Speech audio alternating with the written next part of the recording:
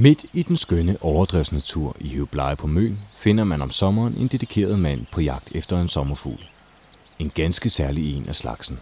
En af de sommerfugle, som jeg kigger efter hernede, det er en dagsommerfugl, der hedder den sortplettede blåfugl, og den har en meget speciel levevis.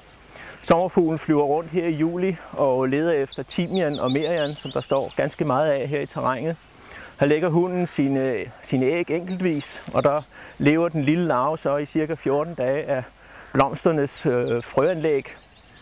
Når den så har nået en størrelse på cirka 2,5 mm, så forlader den planten, kravler ned på jorden, og hvor den finder så en lille sprække eller noget, hvor den kan sidde og gemme sig. Og dernede i den sprække skal den så vente på, at den bliver fundet af en ganske bestemt myreart, som hedder rød stikmyre. Og den her myre, den skal så narres til at tage sommerfuglelarven med hjem i myreboet. Det går som regel også godt. Efter en halv til en hel time, så er larven tit båret tilbage til et myrebo, hvor den så bliver lagt sammen med myrernes yngel, myrens egen yngel. Og der starter blåfuglelarven så med at simpelthen at spise myrernes larver. Blåfuglelarven den lever så resten af efteråret og vinteren nede i myreboet. Prøver på at narre myrerne til at ikke at myrerne dræber den og spiser den. Med tingene æder den så myrernes yngel.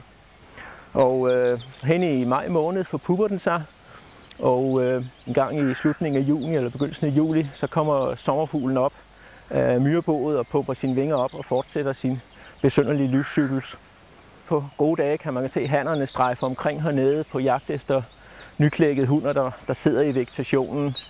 Især sådan en stegende varm dag som i dag, der er der rigtig meget fart på dem.